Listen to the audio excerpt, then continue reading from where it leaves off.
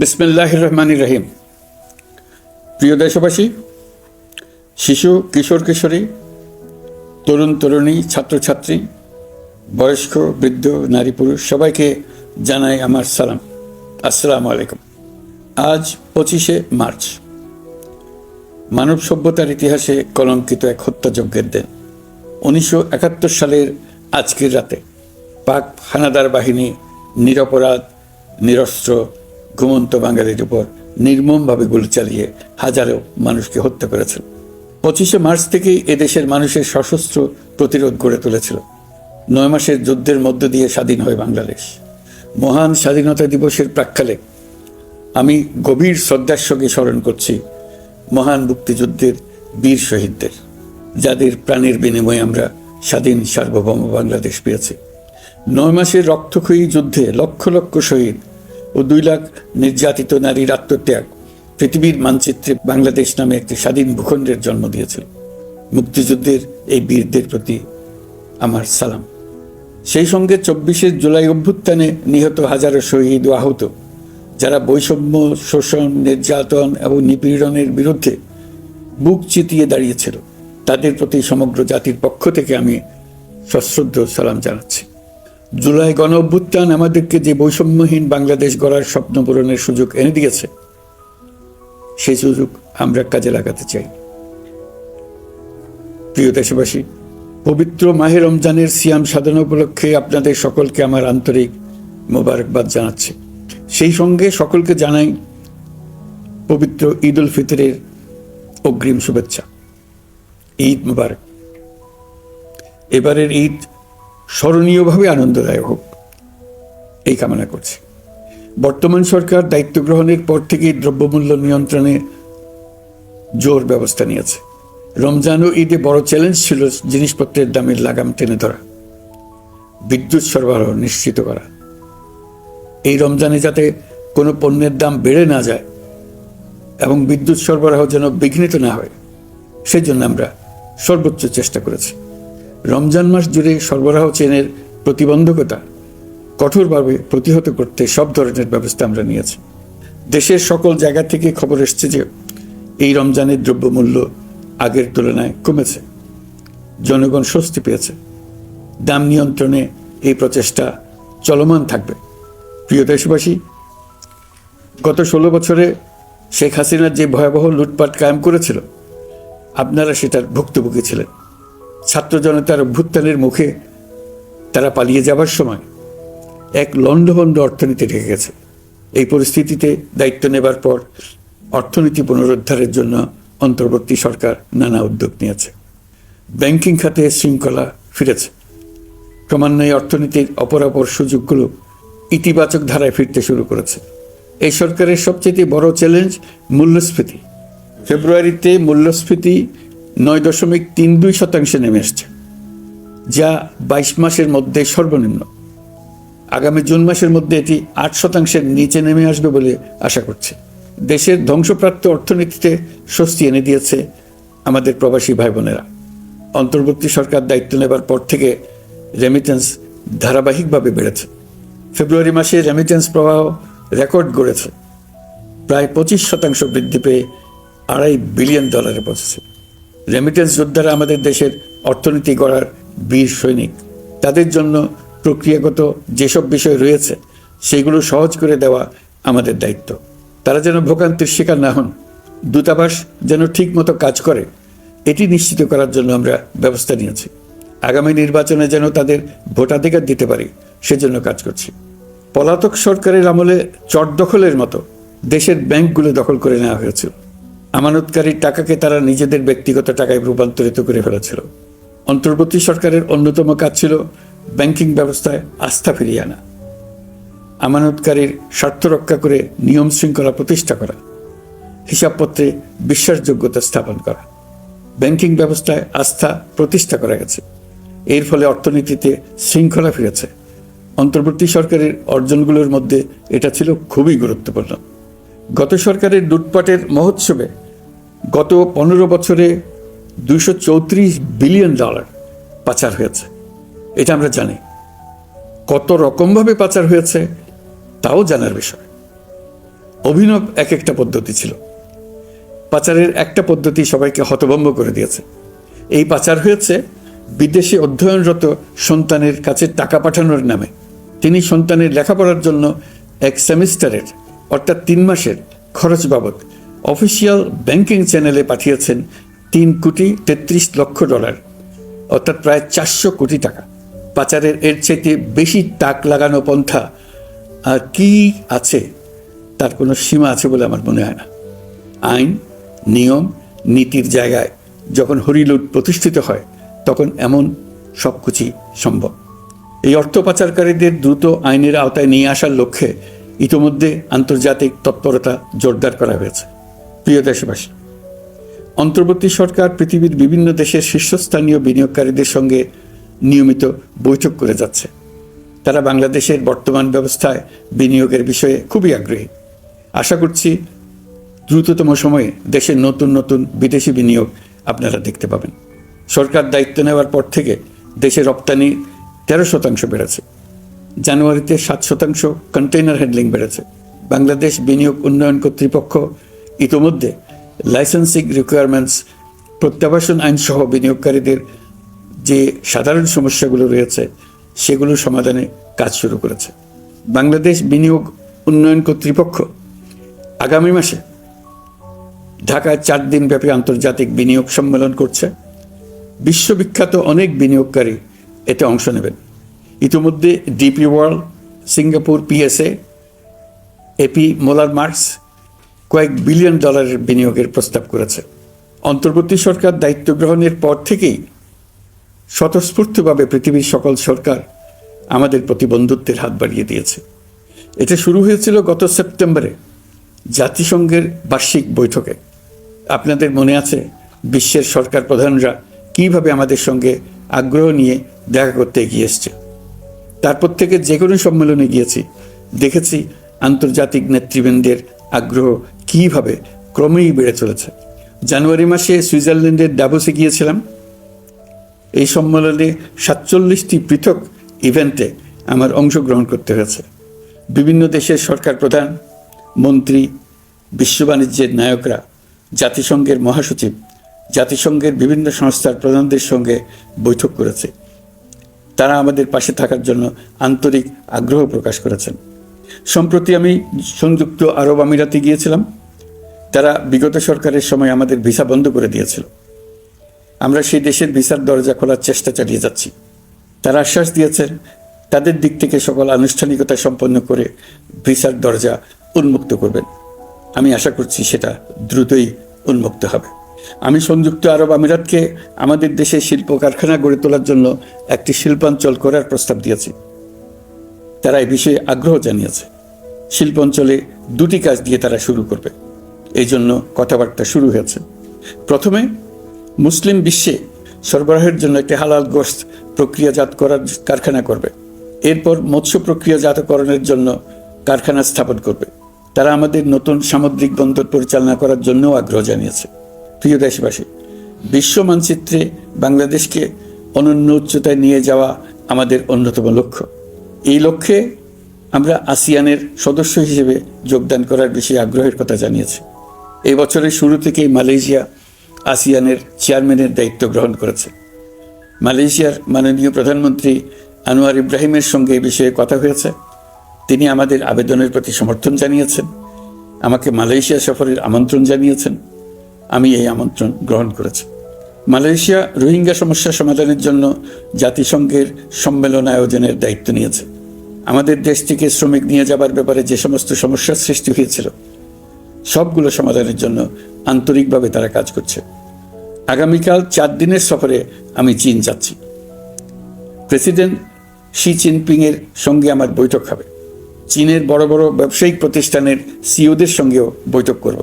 পৃথিবীর সর্ববৃহৎ Chinese solar panel নির্মাতা প্রতিষ্ঠান লংজি বাংলাদেশে কারখানা স্থাপনের আগ্রহ জানিয়েছে। আমরা তাদের সঙ্গে কাজ করছি। এছাড়া প্রযুক্তিগত সহায়তা, মেডিকেল সহায়তা, স্বল্প মূল্যে চিকিৎসা সহ অন্যান্য বিষয়ে আলোচনা হবে। তারা আমাদের দেশ থেকে আম, কাঁঠাল ও পেয়ারা আমদানি করতে চায়। এটা খুব দ্রুতই শুরু হবে। এই সফরের মধ্য দিয়ে আমাদের দু দেশের সম্পর্ক ঘনিষ্ঠতর হবে। আমি বরাবরই বলে এসেছি, আমরা মহা সৌভাগ্যবান এক জাতি। পৃথিবীর মানচিত্রে আমাদের অবস্থানের কারণে বাংলাদেশ, ভারত, নেপাল ও ভুটান, দক্ষিণ এশিয়ার এই 4টি দেশ মিলে একটি যৌথ অর্থনীতি গড়ে তুলতে পারলে 4 দেশই লাভবান হবে। নেপাল ও ভুটান আমাদের জলবিদ্যুৎ দিতে অত্যন্ত আগ্রহী, আমরাও নিতে আগ্রহী। বাংলাদেশের শিল্পাঞ্চল গড়ে তুলতে এর কোনো বিকল্প নেই। আমাদের রয়েছে এক বিস্তীর্ণ মহাসাগর। ভৌগোলিক অবস্থানগত কারণে আমাদের সামনে বিরাট অর্থনৈতিক সুযোগ এনে দিয়েছে। কুমিরা থেকে টেকনাফ পর্যন্ত দীর্ঘ উপকূল ভূমি। এই দীর্ঘ উপকূল জুড়ে বিরামহীনভাবে অনেকগুলি আধুনিক প্রযুক্তি সমৃদ্ধ আন্তর্জাতিক মানের সমুদ্র বন্দর, শিল্প কারখানা, রপ্তানি প্রক্রিয়াজাতকরণ এলাকা স্থাপন করা গেলে পুরো অর্থনৈতিক অঞ্চলের ভবিষ্যৎ দ্রুত পরিবর্তন সম্ভব। নেপাল থেকে জলবিদ্যুৎ আনতে পারলে জীবাশ্ম জ্বালানির উপর আমাদের নির্ভরশীলতা কমবে। বর্তমানে বিশ্ববাসী পরিবেশ রক্ষায় সচেতন, তারা এটাকেই সর্বোচ্চ অগ্রাধিকার দিচ্ছে। জীবাশ্ম জ্বালানির উপর নির্ভরশীলতা কমিয়ে পরিবেশ বান্ধব বিকল্প পাওয়া গেলে বিদেশি বিনিয়োগকারীদের আরও বেশি মনোযোগ আকর্ষণ করা যাবে। দেশের ক্রমবর্ধমান বিদ্যুৎ চাহিদার পরিপ্রেক্ষিতে রূপপুর পারমাণবিক বিদ্যুৎ কেন্দ্রের কাজ যথাসময়ে শেষ করার বেশি আমরা জোর দিয়েছি। রোসাটমের মহাপরিচালক আমাকে বলেছেন, শিগগিরই বিদ্যুৎ কেন্দ্রটি পরীক্ষামূলকভাবে চালু করা হবে। আমাদের পণ্য পৃথিবীর পণ্য। এই পণ্য নেপালে যাবে, ভুটানে যাবে, ভারতের 7 সিস্টার্সে যাবে। প্রতিবেশীদের পণ্য আমাদের এখানে আসবে, সারা পৃথিবীর কাছে পৌঁছে যাবে। এইভাবেই এটি একটি লাভজনক অর্থনৈতিক অঞ্চল হিসেবে দাঁড়িয়ে যাবে। আর এই অঞ্চলের গুরুত্বপূর্ণ ভূমিকায় থাকবে বাংলাদেশ। বাংলাদেশের সবচেয়ে বড় সমস্যা সীমাহীন দুর্নীতি। স্বৈরাচারী সরকার এই দুর্নীতিকে বিশ্বের শীর্ষস্থানে নিয়ে গেছে। দুর্নীতির ফলে শুধু যে সবকিছুতে অবিশ্বাস্য রকম ব্যয় বৃদ্ধি পাচ্ছে তাই না, এর ফলে সরকার ও জনগণের সকল আয়োজন বিকৃত হয়ে যায়। সরকারের লক্ষ্য, নীতিমালা, প্রাতিষ্ঠানিক আয়োজন, সরকারি কর্মকর্তাদের দায় দায়িত্ব যা কিছু কাগজে লেখা থাকে তার সব কিছু অর্থহীন হয়ে যায়। দেশ চলে অলিখিত আয়োজনে। সরকারকে চলতে হয়, ব্যবসায়ীকে চলতে হয়, শিল্পপতিকে চলতে হয়, বিনিয়োগকারীকে চলতে হয়, দেশের সকল নাগরিককে এই অলিখিত নিয়মে চলতে হয়। নাগরিককে এই অদৃশ্য জগতের সঙ্গে মোকাবেলা করে টিকে থাকার বিদ্যায় পারদর্শী হতে সাধনা করতে হয়। দৈনন্দিন জীবনে টিকে থাকা এবং সাফল্য অর্জনের জন্য একটা নতুন ভাষা আয়ত্ত করতে হয়। চারদিকে কী শব্দ বলা হচ্ছে, কাগজে কি লেখা হচ্ছে তা মনে মনে দ্রুত অনুবাদ করে তার মর্মার্থ বুঝে নিতে হয়। তা না হলে দৈনন্দিন সিদ্ধান্ত নেওয়া যায় না। সবচেয়ে বড় মুশকিল হলো এর কোনো অভিধান নেই। কারণ ব্যক্তি বিশেষে, স্থান বিশেষে, পরিস্থিতি বিশেষে এর অর্থ ক্রমাগতভাবে পাল্টে যায়। পুরো বিশ্ব বুঝে গেছে আমরা জাতি হিসেবে সততার পরিচয় বহন করি না। এটা শুধু জাতীয় কলঙ্কের বিষয় নয়, আন্তর্জাতিক বাণিজ্যে এটা আত্মঘাতী বিষয়। দেশবাসীর মতো আন্তর্জাতিক সম্প্রদায়ও চায় আমরা দুর্নীতিমুক্ত হই, কারণ তারা আমাদের সঙ্গে ব্যবসা বাণিজ্য সম্প্রসারণ করতে চায়। দুর্নীতিমুক্ত হতে না পারলে ব্যবসা বাণিজ্য কিছুই চলবে না। দুর্নীতি থেকে মুক্ত হওয়া ছাড়া বাংলাদেশের কোনো গতি নেই। অন্তর্বর্তী সরকার সকল কাজ দুর্নীতিমুক্ত করতে সর্বোচ্চ অগ্রাধিকার দিয়ে যাচ্ছে। এই সরকারের মেয়াদকে দুর্নীতিমুক্ত রাখার চেষ্টার পাশাপাশি আগামী দিনেও দেশের নাগরিককে যেন সরকারের পৃষ্ঠপোষকতা দুষ্পুষ্ট দুর্নীতি থেকে মুক্ত রাখতে পারে সেই ব্যবস্থা নিশ্চিত করতে আমরা প্রতিশ্রুতিবদ্ধ। দুর্নীতি ও হয়রানি রোধে আমরা একটা বিষয়ের উপর গুরুত্ব দিচ্ছি। সরকারের সঙ্গে দৈনন্দিন, মাসিক বা বার্ষিক রুটিন কাজের জন্য যেন কোনো নাগরিককে সশরীরে কোনো সরকারি অফিসে উপস্থিত হতে না হয়। দুর্নীতি প্রতিরোধের অংশ হিসেবে সরকারি সব অফিসে ফাইলিং চালুর সিদ্ধান্ত নেওয়া হয়েছে। ফাইলিং ব্যবস্থা চালু হলে দুর্নীতি কমে আসবে। এতে করে কোন অফিসের কোন ডেস্কে কোন ফাইল আটকে আছে তা সহজেই জানা যাবে। সরকারি যতগুলো কার্যক্রমে অনলাইন সেবা চালু সম্ভব সবখানে এই সেবা চালুর বিষয়ে সরকার কাজ করছে। সরকারি বিভিন্ন সেবা পেতে অসহায় নাগরিকের টুটি চেপে ধরে অবিশ্বাস্য পরিমাণ টাকা দিতে বাধ্য করা হয়। টাকার যে লেনদেন ও ভোগান্তির সম্মুখীন হতে হয় সেটা থেকে নাগরিকদের বাঁচানোর জন্য আমরা বদ্ধপরিকর। অনলাইনে সেবা পাওয়ার পদ্ধতিটি আরও কীভাবে সহজ করা যায় এই ব্যাপারে আমাদের কাছে পরামর্শ জানিয়ে লিখুন, ইমেল করুন। আপনি বা আপনার পরিবারের যে কেউ এই সেবা বাণিজ্যিকভাবে দিতে চাইলে প্রশিক্ষণ গ্রহণ করে পৃথিবীর যে কোনো স্থান থেকে এই সেবা দিতে পারবেন।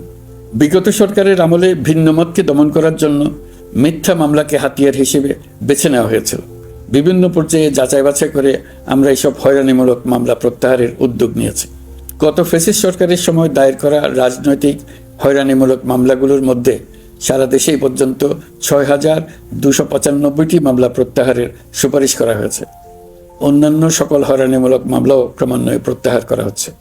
এছাড়া এই পর্যন্ত সাইবার সিকিউরিটি আইনের অধীনে বিচারাধীন স্পিচ অফেন্স সংক্রান্ত ৪১৩টি মামলা প্রত্যাহার করা হয়েছে।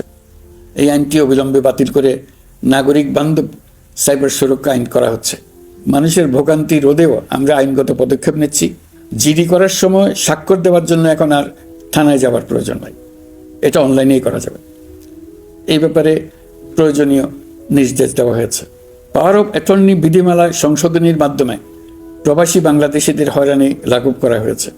সংশোধিত বিধিমালার আলোকে বাংলাদেশি পাসপোর্ট না থাকলেও বাংলাদেশি বংশোদ্ভূত ব্যক্তির পাসপোর্টে নো ভিসা রিকোয়ার্ড স্টিকার থাকলে কিংবা জন্মসনদ বা জাতীয় পরিচয়পত্র থাকলেই তিনি বিদেশ থেকে পাওয়ার অফ অ্যাটর্নি সম্পাদন করতে পারবেন। সরকারি সিদ্ধান্ত ও প্রয়োজনীয় ব্যবস্থা নেওয়ার পর বিমানের টিকিট কেনার পুরো প্রক্রিয়াটি অনলাইনে নিয়ে যাওয়ার ফলে বিমানের টিকিটের দাম শতকরা ৫০ থেকে ৭৫% কমে গেছে। বিশেষ করে মধ্যপ্রাচ্যের প্রবাসী ভাই বোনেরা এতে করে স্বস্তি পাচ্ছে। অন্যান্য এয়ারলাইনের টিকিটের দামও কমে গেছে। নাগরিকদের হয়রানিমুক্ত ও দুর্নীতিমুক্ত সেবা প্রদানের জন্য সরকার ভূমি সেবা ডিজিটালাইজ করার উদ্যোগ নিয়েছে। এর অংশ হিসেবে ভূমি মন্ত্রণালয় অনলাইনে ঘরে বসেই জমির খাজনা প্রদান, নাম জারি, জমা খারিজ, খতিয়ান বা পর্চা সার্টিফাইড কপি, মৌজা ম্যাপ বা নকশা প্রদানের কার্যক্রম শুরু করেছে। এই পদ্ধতিতে ভোগান্তি, অস্বচ্ছতা ও দুর্নীতির অবসান হবে। বর্তমানে সারা দেশে পরীক্ষামূলকভাবে এই কার্যক্রম চালু হয়েছে। এগুলোকে ক্রমান্বয়ে আরও জনবান্ধব করে স্থায়ী রূপ দেওয়া হবে। এর লক্ষ্য হবে ক্রমাগতভাবে এই সকল দায়িত্ব সরকারের হাত থেকে নিয়ে সেবাদানকারী ব্যক্তি বা প্রতিষ্ঠানের কাছে ছেড়ে দেওয়া। গ্রামের স্কুল কলেজ পাশ করা ছেলেমেয়েরা, গৃহিণীরা ঘরে বসে সারা দেশে এই সেবা দান করবে এবং অনেকে তাদের কৃতিত্বের জন্য প্রসিদ্ধ হয়ে পড়বে। তারা সারা দেশের গ্রাহকদের সেবা নিজের গ্রাম থেকেই প্রদান করবে। রাজস্ব সংস্কার কমিশনের সুপারিশ অনুসারে জাতীয় রাজস্ব বোর্ড বিলুপ্ত করার সিদ্ধান্ত নেওয়া হয়েছে। এর জায়গায় দুটি পৃথক বিভাগ করা হচ্ছে।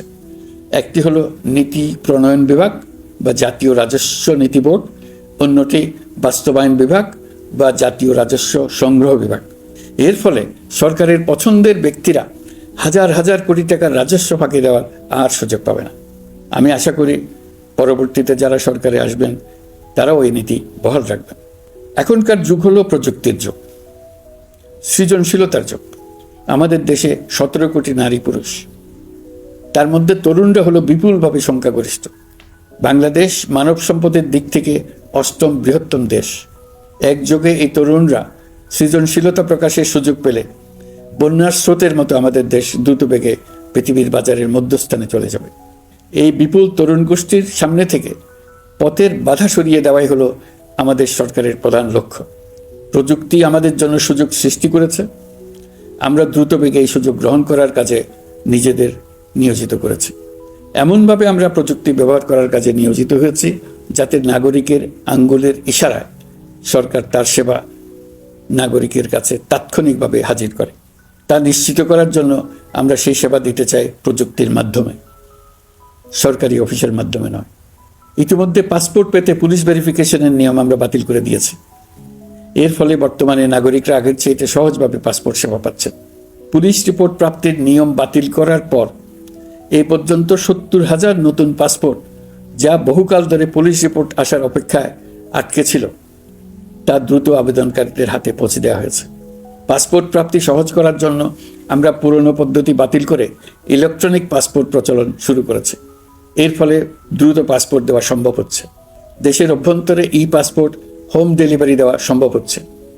আগামীতে সকলেই ঘরে বসে পাসপোর্ট পাবেন, এটা নিশ্চিত করার চেষ্টা করছে। পাসপোর্ট দেওয়ার দায়িত্বে নিয়োজিত কর্মকর্তারা অত্যন্ত উৎসাহ সহকারে দ্রুত এসব পরিবর্তন আনার ব্যাপারে এগিয়ে আসছেন দেখে মনটা আনন্দে ভরে যায়।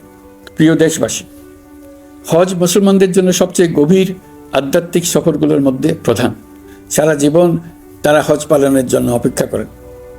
পবিত্র হজ পালনে বাংলাদেশের হাজিরা প্রায় বিভিন্ন চ্যালেঞ্জের সম্মুখীন হন। ভাষাগত বাধা, স্বাস্থ্য ঝুঁকি, অতিরিক্ত ভিড়, প্রশাসনিক জটিলতা এবং লজিস্টিক সমস্যা সহ নানা অসুবিধা। হজের অভিজ্ঞতাকে মসৃণ ও নিরাপদ করতে অন্তর্বর্তীকালীন সরকার একটি মোবাইল অ্যাপ তৈরি করেছে, যা সম্মানিত হাজিদের যাত্রার আগে, যাত্রা চলাকালীন সময়ে এবং ফিরে আসার পরেও প্রয়োজনীয় সহায়তা প্রদান করবে। এই অ্যাপটি বাংলা ভাষায় রিয়েল টাইম নির্দেশনা ও সহায়তা প্রদান করবে। সরকার সমর্থিত বিশেষ ডেবিট কার্ডের মাধ্যমে বিদেশের স্থানীয় মুদ্রায় আর্থিক লেনদেন নিশ্চিত করবে। লাগেজ যাতে হারিয়ে না যায় তার জন্য লাগেজ ট্র্যাকিংয়ের ব্যবস্থা থাকবে। মোবাইল ফোনের মাধ্যমে হজযাত্রীরা প্রত্যেক দিন ওই দিনের করণীয় ও যাতায়াতের বিস্তারিত বিবরণ জানতে পারবেন। যেদিন যে দোয়া পড়তে হবে সেটা স্মরণ করিয়ে দেবে। যেসব পবিত্র স্থানে যাবেন সেসবের ছবি সহ ইতিহাস বর্ণনা করবে। হাজিদের মনে কোনো প্রশ্ন জাগলে কল সেন্টারে ফোন করে সেই প্রশ্নের উত্তর পাবেন। শরীর খারাপ লাগলে ডাক্তারের সঙ্গে যোগাযোগ করিয়ে দেবে। সম্মানিত হাজিদের কোনো পরামর্শ থাকলে সেটা পরামর্শ পৃষ্ঠায় লিখে দিতে পারবেন। ভ্রমণের দৈনন্দিন ঝামেলার জন্য হজের মূল লক্ষ্যকে পরাজিত করতে না পারে তার জন্য সকল ব্যবস্থা এতে রাখা থাকবে। প্রিয় দেশবাসী, আপনারা শুনেছেন আমি স্টারলিংকের প্রতিষ্ঠাতা এবং বিশ্বের শীর্ষ ধনকুবের স্পেস এক্স ও টেসলার মালিক এলন মাস্কের সঙ্গে ফোনে আলাপ করে বাংলাদেশে স্টারলিংকের কার্যক্রম শুরু করার আহ্বান জানিয়েছে। সে অনুসারে কোম্পানির প্রতিনিধিরা এখন বাংলাদেশে তাদের কার্যক্রম শুরুর আয়োজন করছে। তাদের সঙ্গে 3 মাসের মধ্যে বাণিজ্যিক চুক্তি চূড়ান্ত করার কাজ চলছে। স্টারলিংকের মাধ্যমে স্বল্প মূল্যে উচ্চগতির ইন্টারনেট বাংলাদেশের ডিজিটাল জগতে একটা বিপ্লব আনবে। স্টারলিংক সেবা চালু হলে দেশের প্রতিটি গ্রাম, দ্বীপাঞ্চল, দুর্গম পাহাড়ি অঞ্চল অতি উচ্চগতির ইন্টারনেট সেবার আওতায় চলে আসবে। স্টারলিংক চালু হলে ভবিষ্যতে কোনো সরকার ইন্টারনেট সেবা বন্ধ করে মানুষকে আর তথ্যবন্দী করার কোনো সুযোগ পাবে না।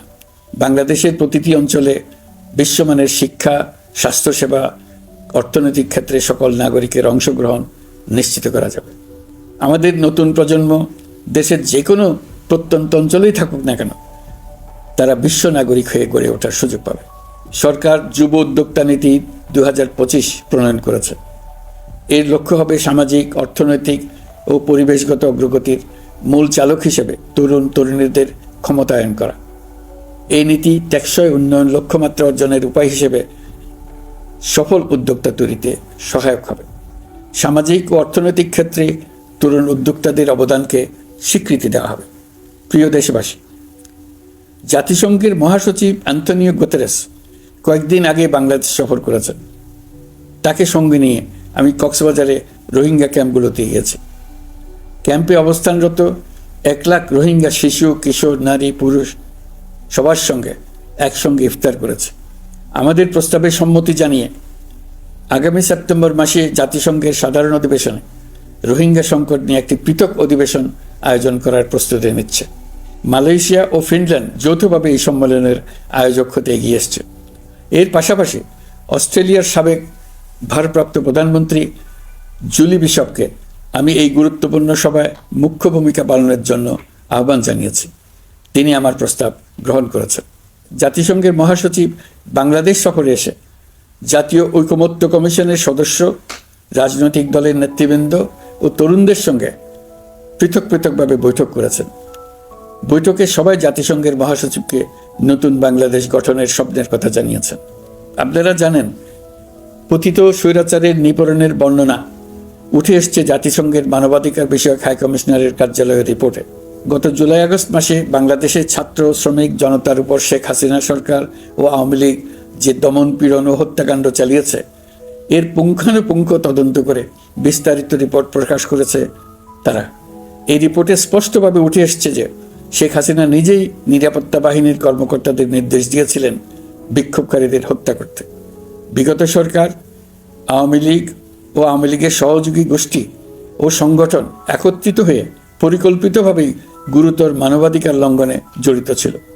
মানবাধিকার বিষয়ক হাইকমিশনারের রিপোর্টে বলা হয়েছে, বিক্ষোভ চলাকালে প্রায় 1400 জন নিহত হয়েছেন, যার মধ্যে প্রায় 13% শিশু। বিক্ষোভের সম্মুখ সারিতে থাকার কারণে আমাদের জুলাই কন্যারা নিরাপত্তা বাহিনী ও আওয়ামী লীগের সমর্থকদের দ্বারা আক্রান্ত হয়েছে, এমনকি যৌন নির্যাতনের শিকার হয়েছে। জাতিসংঘের রিপোর্ট পড়ে সবার গায়ের লোম দাঁড়িয়ে গেছে। কি ভয়াবহতা! কিভাবে একজন প্রধানমন্ত্রীর নিজ দেশে নিরস্ত্র মানুষকে হত্যার পর লাশ লুকিয়ে ফেলার নির্দেশ দিতে পারে?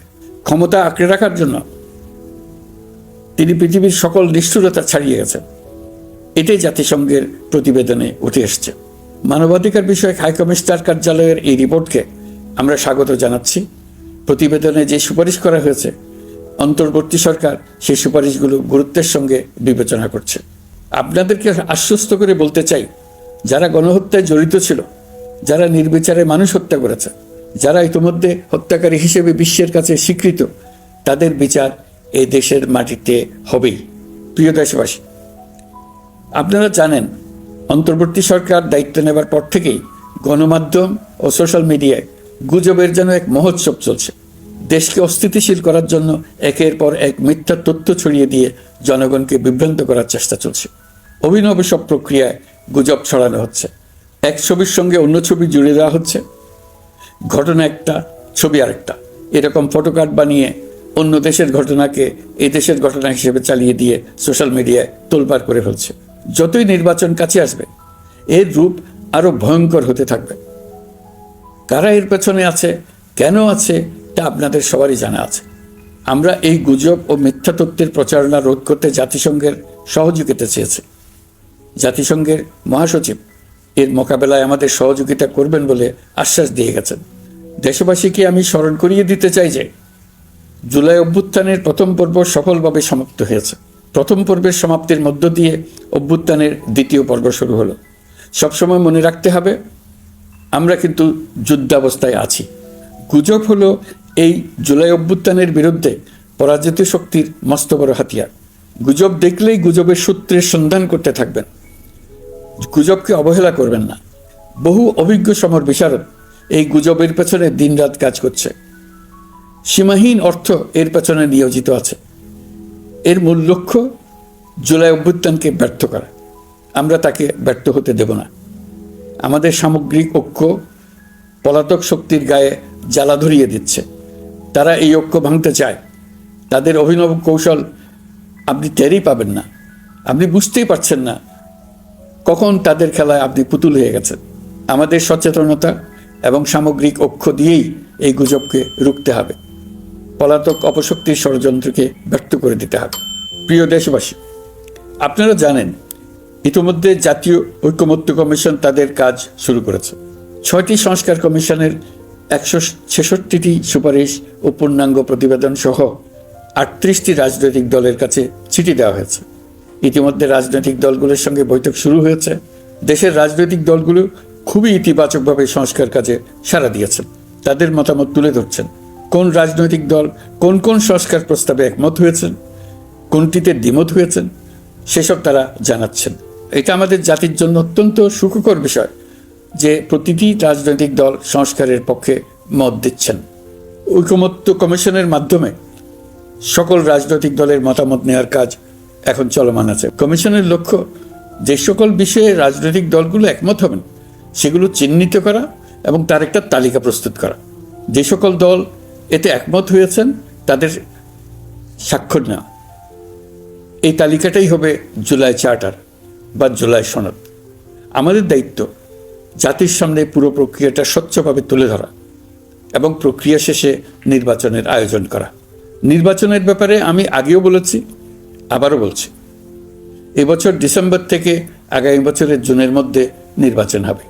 আমরা চাই আগামী নির্বাচনটি বাংলাদেশের ইতিহাসে সবচেয়ে অবাধ, সুষ্ঠু ও গ্রহণযোগ্য নির্বাচন হোক। এই জন্য নির্বাচন কমিশন সব ধরনের প্রস্তুতি নিতে শুরু করেছে। রাজনৈতিক দলগুলো ব্যাপক উৎসাহ উদ্দীপনায় নির্বাচনের জন্য তৈরি হতে শুরু করবে বলে আশা করছি। প্রিয় নাগরিকবৃন্দ, আমাদের দেশের নারীরা দীর্ঘ আন্দোলনের মাধ্যমে বহু বছর ধরে অনেক বাধা পেরিয়ে একটু একটু করে সামনে এগিয়ে যাচ্ছে। স্বাধীনতার 54 বছর পরেও এদেশের নারীরা অর্থনৈতিক, রাজনৈতিক, সামাজিক বৈষম্যের শিকার। বাংলাদেশের ইতিহাসে এখন পর্যন্ত যত আন্দোলন সংগ্রাম হয়েছে তার মধ্যে জুলাই গণ অভ্যুত্থানে নারীদের অংশগ্রহণ ছিল সবচাইতে বেশি। গণ অভ্যুত্থানে নারীরা দুঃসাহসিক ভূমিকা রেখেছে, পুরনোকে দূরে ঠেলে দিয়ে নতুনের ভিত্তি স্থাপনের প্রতিজ্ঞা নিয়েছে। তারা ব্যাপক সংস্কারের কথা বলেছে, সর্বত্র নারীদের ভূমিকা আরও জোরালো করার কথা বলেছে। আমি মনে করি জুলাই গণ অভ্যুত্থান বাংলাদেশের প্রেক্ষিত বদলে দিয়েছে। জুলাইয়ের পর নারীদের অবস্থান ইতিবাচকভাবে পরিবর্তন হবে, সেটাই আমরা চাই। আমরা বাংলাদেশ নিয়ে নতুন করে ভাবতে চাই, আর এই নতুন ভাবনায় নারীদের অবস্থান উচ্চতম পর্যায়ে অগ্রাধিকার পাক, সেটাই আমরা চাই।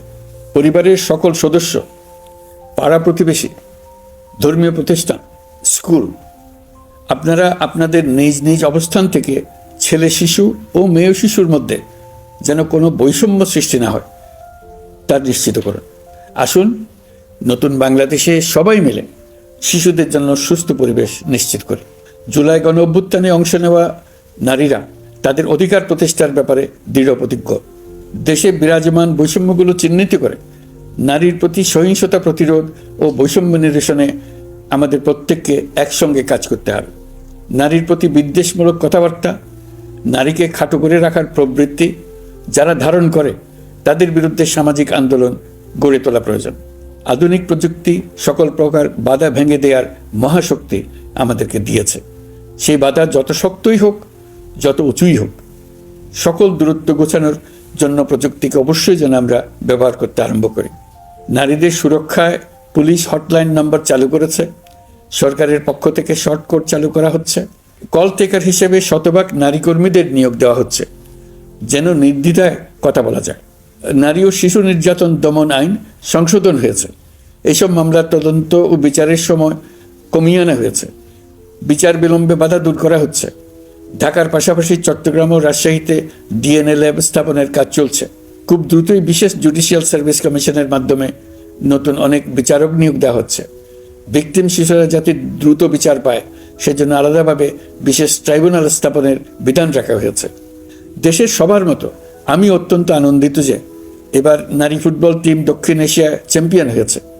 দেশ জুড়ে আয়োজিত তারুণ্যের উৎসব 2025-এ বিভিন্ন অঞ্চল থেকে 27,40,000 মেয়েরা প্রায় 3,000 খেলা ও সাংস্কৃতিক কর্মকাণ্ডে অংশগ্রহণ করেছে। উৎসবে দেশের সুবিধাবঞ্চিত ও সুবিধাপ্রাপ্ত অঞ্চল, প্রান্তিক জনগোষ্ঠী এবং 21টি নৃগোষ্ঠীর তরুণ তরুণী সহ সকলের সার্বজনীন অংশগ্রহণ ছিল। এই উৎসবের অন্যতম লক্ষ্য ছিল তরুণদের মধ্যে ঐক্য গড়ে তোলা, সহযোগিতার নীতি প্রচার এবং তাদেরকে উদ্যোক্তা হিসেবে গড়ে তোলা, যাতে করে তারা আত্মনির্ভর হতে পারে, দেশের সম্পদ হিসেবে গড়ে উঠতে পারে। আমরা তারুণ্যের এই উৎসব সারা বছর জুড়ে উদযাপন করার ঘোষণা দিয়েছি।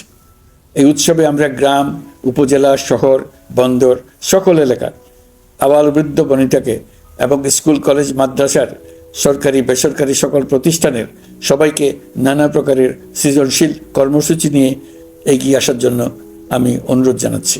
প্রতিটি এলাকায় এই উৎসবে যোগদান করতে মেয়েদের যেন বিশেষভাবে উৎসাহিত করা যায় সেজন্য সকলকে আহ্বান জানাচ্ছি।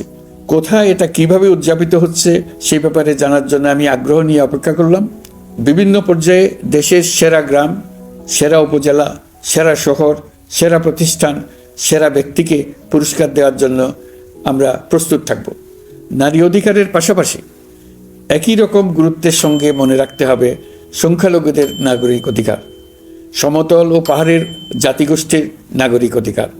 কারো কোনো নাগরিক অধিকারকে অবহেলা করলেই এই জাতির জন্য মহা সংকট সৃষ্টি হবে। নাগরিক হিসেবে আমরা কেউ যেন অন্য নাগরিকের অধিকার হরণের দায়ে অভিযুক্ত হতে না পারি, সেই ব্যাপারে আমাদের নিশ্চিত থাকতে হবে। তাহলেই সত্যিকার নতুন বাংলাদেশ জন্ম লাভ করবে। সবাইকে আবারও আমার সালাম জানিয়ে আমার বক্তব্য শেষ করছি। আসসালামু আলাইকুম। সবাইকে স্বাধীনতা দিবসের অভিনন্দন জানাচ্ছি। পবিত্র মাহে রমজানে মহান আল্লাহর অশেষ মেহেরবানি আমাদের উপরে বর্ষিত হোক। এবারের শবে কদরের পবিত্র রজনীতে মহান আল্লাহ যেন তার সকল বান্দার মোনাজাত কবুল করেন তা প্রার্থনা করছি। একই সঙ্গে পবিত্র ঈদে সকলকে জানাই ঈদ মোবারক। ঈদে পরিবার পরিজন নিয়ে নির্বিঘ্নে ও আনন্দ সহকারে নিজ নিজ বাড়ি যাবেন, আত্মীয় স্বজনের কবর জিয়ারত করবেন, গরিব পরিবারের খোঁজ খবর নেবেন, তাদের ভবিষ্যৎ ভালো করার জন্য চিন্তা ভাবনা করবেন, আপনার সন্তানদের সঙ্গে তাদের পরিচয় করিয়ে দেবেন, এই কামনা করছি।